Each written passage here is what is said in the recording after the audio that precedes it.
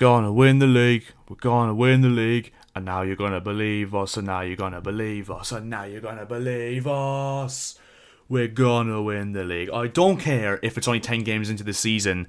Chelsea Football Club are winning the Premier League. Thomas Tuchel, Tommy T, and his mighty, tricky Chelsea Blues are winning the Premier League in 2022. It's happening, ladies and gents, and everything in between. Welcome back to another video on this channel. The first match reaction on this channel for God knows bloody how long. And Newcastle United 0, Chelsea 3. You can shove your oil money up your arses. Yes, I know we are also technically an oil money club as well, but to be honest, I do not give a toss because Reece James, he's one of our own. He cost us about that much. Do you see that right there?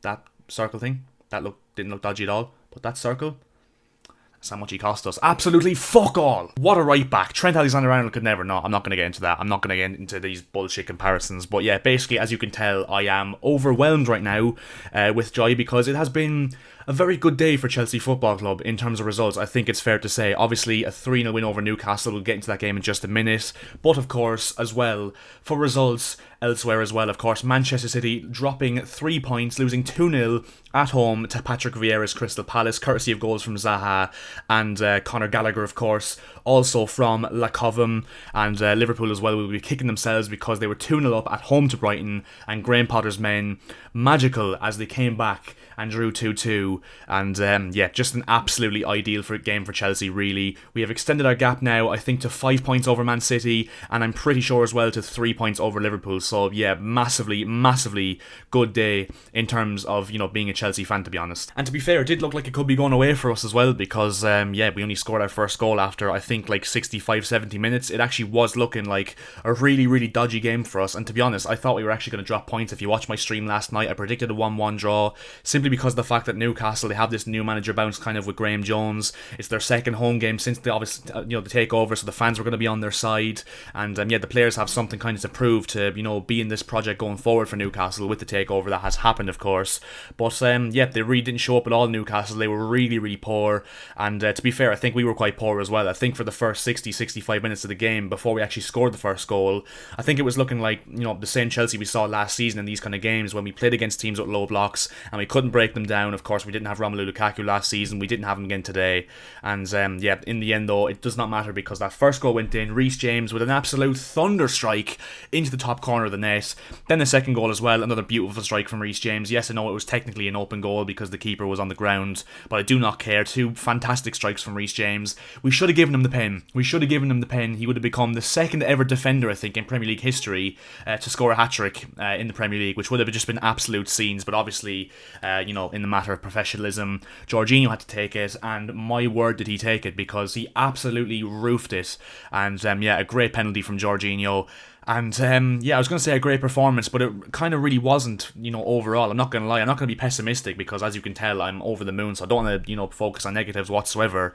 And to be fair, in most games this season we have played, we're top of the league by 3 points clear of Liverpool and 5 of Man City, as I said there a few minutes ago.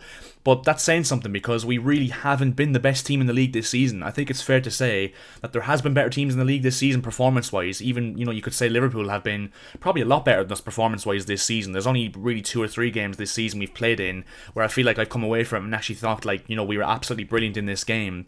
But it doesn't matter. The points on the board, especially at this stage of the season, are all that matters. And I think once we actually kick on and start performing to the fullest, to the best of our abilities, I think then Chelsea will really start to kick into gear. And that is why I've said since the start of the season, I'll say it once again, I full on believe, and maybe it's a bit of bias, tell me if I'm wrong in the comment section below if you agree or disagree, but I think Chelsea are going to win the Premier League this season. I think it's all set up for us. Thomas Tuchel, a world-class manager, probably the best manager in the world alongside Jurgen Klopp at this moment in time, and he's just proven week by week how much of a world-class manager he is. And even without players like Lukaku and Werner and Mount, arguably our best front three, and Mateo Kovacic as well. Obviously Azpilicueta didn't get a game, so we were missing quite a few players, and to put Newcastle aside like that away from home in a game which normally is our bogey fixture, I think Tuchel deserves endless credit for that. And we're top of the league, we cannot complain one bit. In terms of the standout performance for us, I think that, first of all, Reece James, obviously, besides the 2 goals as well,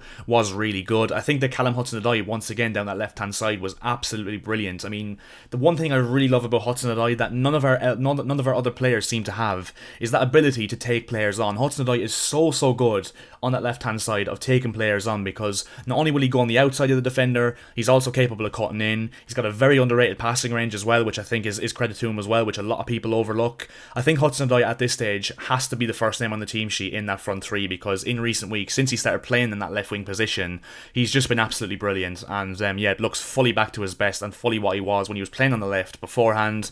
And I think the days are behind us now of playing him on the right wing back position. I think he has to be now the first name on the team sheet in that front three, as I said. And besides him, I think it was really just a team effort between the rest of the team. I thought Rudiger was quite decent once again. He's just an absolute world-class defender at this moment in time, Antonio Rudiger, and we have to do absolutely everything in our power to keep him at this stage at this club, because Rudiger at this moment in time is probably, most certainly in my opinion anyway, the top 3 centre-backs in the world, if not, top 2 or even top 1 at this stage, you could say. But we have to put pen to paper on that Rudiger contract. It has to happen. And Christensen the same as well, I think, needs to happen, but that looks like, according to Fabrizio Romano, like it will be, happening very, very soon, which is obviously positive news. But a very, very good win for us. Now we move on to midweek, where we play Malmo in the Champions League. We should be winning that game, even though it is away from home in Sweden. And then next week we have Burnley at home, 3 o'clock kickoff once again. Obviously Burnley up and running their season now today. Sean Dyche's men with a 3-1 win over Brentford, so they will be going to that game on a little bit of a high. And we should be winning that game once again against Burnley. Then in 2 weeks' time, of course, we have the game against Man United, where we really should be looking to make a statement of intent. Whether it's Ollie in charge or not, that's a massive game for us. And we just need to keep winning, keep picking up points, and just keep at the top of the table for as long as humanly possible. And very, very good game for Chelsea fans. And leave your thoughts on the game down in the comment section below. Who you thought was man of the match, who you thought didn't play particularly well, or what you thought of the overall performance, and what it feels like to be top of the Premier League going into match day 11 and going into November as well, which obviously I'm very happy about, as I keep saying. But nevertheless, that's where we're going to leave this video. If you did enjoy this video, make sure to drop a like. It means the absolute world to me. Also, if you could subscribe to the channel as well if you are new, that would also be massively appreciated. And once again, I will say it for you loud and clear: Thomas Tuchel's Chelsea are winning the Premier League. I'll talk to you later.